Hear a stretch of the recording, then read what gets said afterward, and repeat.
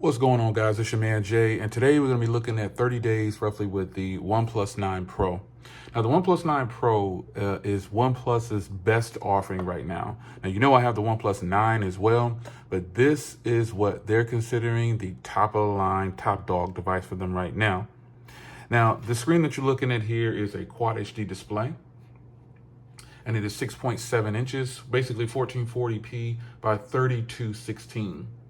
You have 12 gigs of RAM and 256 gigs of storage, or 4,500 milliamp hour battery. On the back here, I do have a skin on mine, but this is the silver version of this device. You can kind of see the sides here are kind of silver. You get some look at it from down there. This is the Rugged series, the new Rugged series from Sofiguard, and I suggest you definitely check them out. I do have it on the, 9 as well. I'll show you that. This is their new Rugged series. I highly recommend you check out Sofiguard.com for your skins. Beautiful skin. Now, this device has a 50 megapixel camera.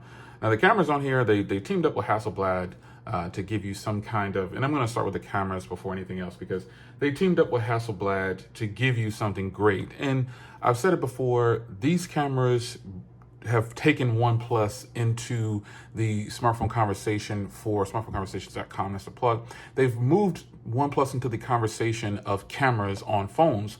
Previously, there were only a few OnePlus devices that I actually really liked that had a camera on it that actually was beneficial to me for doing YouTube or just taking photos or videos or just anything. And now this camera right here on this device definitely has taken them to another level. Now, if I'm being completely honest, it is definitely not as good as I have seen on some other devices, but they are there now. You can get great photos, great portrait shots. They have portrait video on here. It's just really good. This is a very nice set of cameras, and I don't think you'll be disappointed with either the front or the rear. Sometimes front cameras perform better than rear cameras, and this is something that we know to be true, not just on this device or any other device. It just happens. The software that's being used, sometimes the front camera looks better. And that can be a good thing, because if you're vlogging a lot, then you will see what I'm talking about. So, the hardware on here is very good. Now, it does have a curved back and a curved display, but the 9 has a flat display and a curved back. So they both feel really, really good in the hand.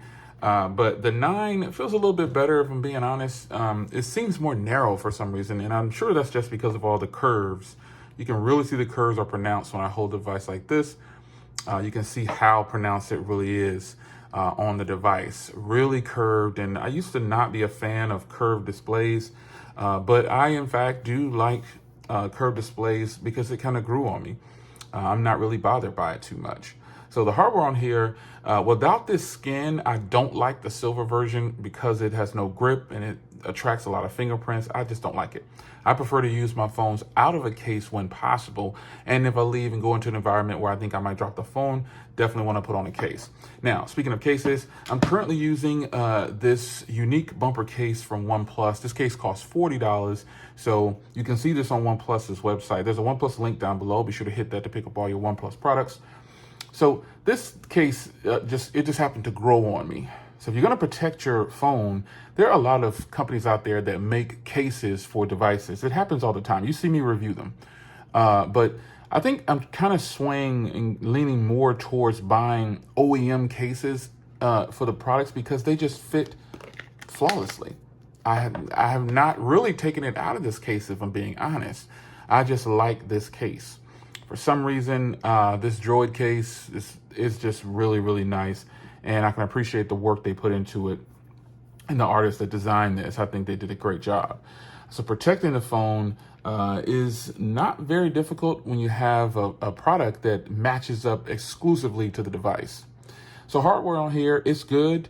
There's nothing spectacular though, but I keep it covered like this for protection. I don't have a screen protector or anything on this phone. I just have been using it. I just really like it. So another part of the hardware is the display. And so I've got a video loaded up here, and this is a 4K video, and we'll take a listen to the audio. This is one of my older cars. We'll take a listen to the audio. This is a short clip, and we'll look at the quality of the display. So I'm going to brighten up the display and hit play. Bars.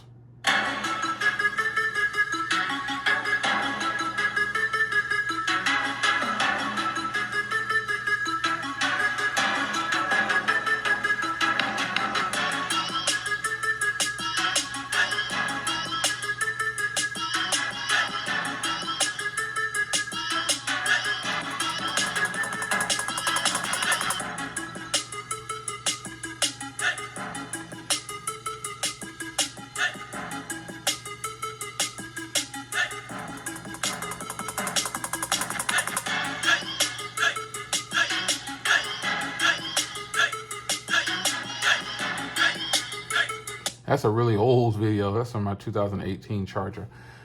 Point is, this is a beautiful display, and I think it looks really good. It even looks really good outside too. And again, that's another part of the hardware that I really, really enjoy. So I started talking about the cameras, and I think that's probably one of the highlights for a lot of people for this phone. But also, I think the highlight is also the software. This is a extremely customizable phone because right out of the box, you can just go down to customize, and you have all of these different things that you can do inside of here. Literally, there's just everything you can do in here. And you'll be able to customize this phone with icon packs. You can change the way the icon shape. It's just way too many things that you could do. And I can change it to Ortus, which is my favorite paid icon pack. As you can see there, it already changed to a different look. That was pretty quick. I don't know if you saw that or not, but being able to customize a phone right out of the box is absolutely great. I really like it. So when it comes to the software, it stays up to date. I've gotten several updates. I think I've gotten 2 updates over the last 30 days. I'm not sure. I think I have. I don't really remember. But there is just a lot to like about this device, man. It is just really nice. And I think you'll be hard pressed not to like this software for customizations. Let's get back in here and go to settings again. Performance has been great. I'm gonna just do something crazy here and just change this to a green to match this. There we go.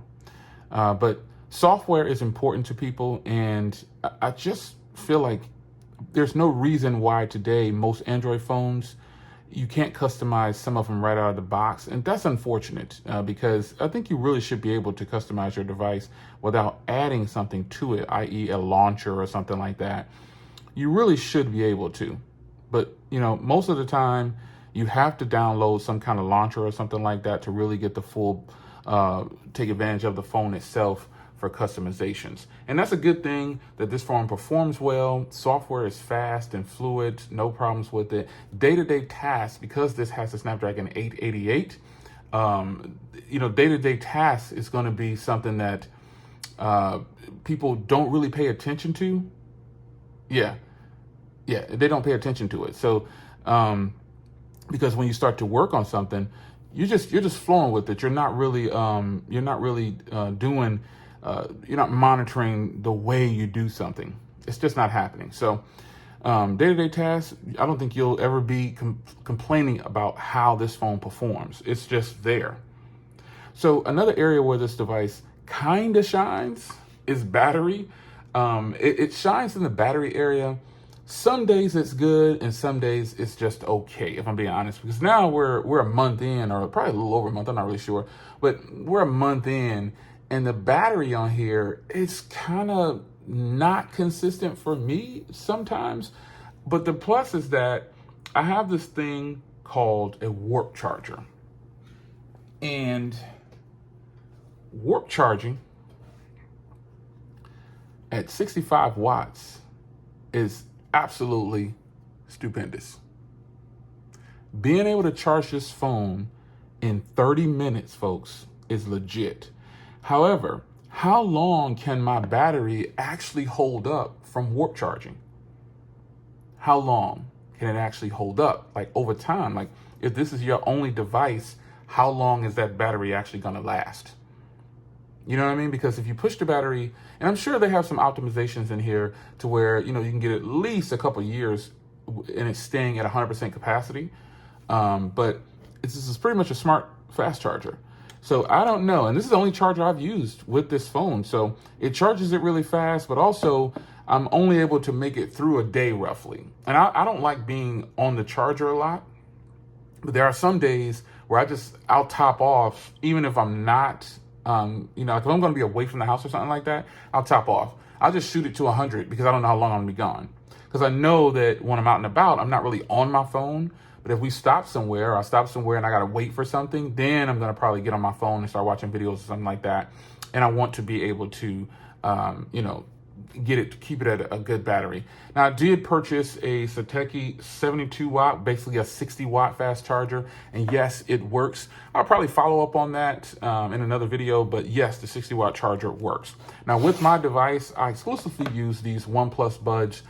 I just think that mashing it up, these were totally worth 50 bucks, hands down. This is a combination you should probably do just because. If you paid $1,100 for this phone, you might as well get the buds. You might as well get it. So these buds sound really good. Pairing is easy. It's just really solid. Overall, folks, the price of this phone is $1,100 if you don't have any kind of promos, coupons, nothing. There's a huge chunk in your pocket if you don't have a trade-in, if you don't have anything. I think you're going to, you know, enjoy this even though you paid $1,100. I think you'll probably enjoy it, but it's just a matter of personal preference. People like to spend their money how they want to spend it, and we can't tell them how to spend it, and I don't think we should try to. So I think the phone is, you know, if it was priced lower, obviously I would love it even more, but price plays a factor. And the only downside I can see is that the price is roughly $1,100. That's pretty much it. Now, if I'm being honest, I didn't even pay $1,100 for this. I got it for probably $300 brand new because I sold the device and used them and took the money and got the difference paid here. So in the end though, you know, still $1,100 for those that have no promos. I think you'll enjoy this device.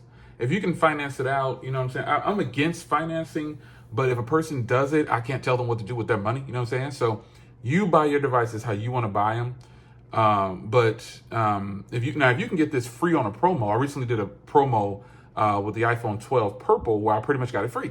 I did a trade-in of an old phone and got the iPhone 12 for free. They gave me $830 credit. It's a fantastic deal. Now, those types of deals, I think you should highly do it.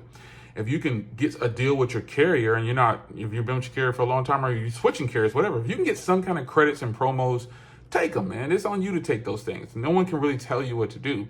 But I personally feel like this phone is a good phone, and I think a lot of people will enjoy this phone if they decide to pick it up.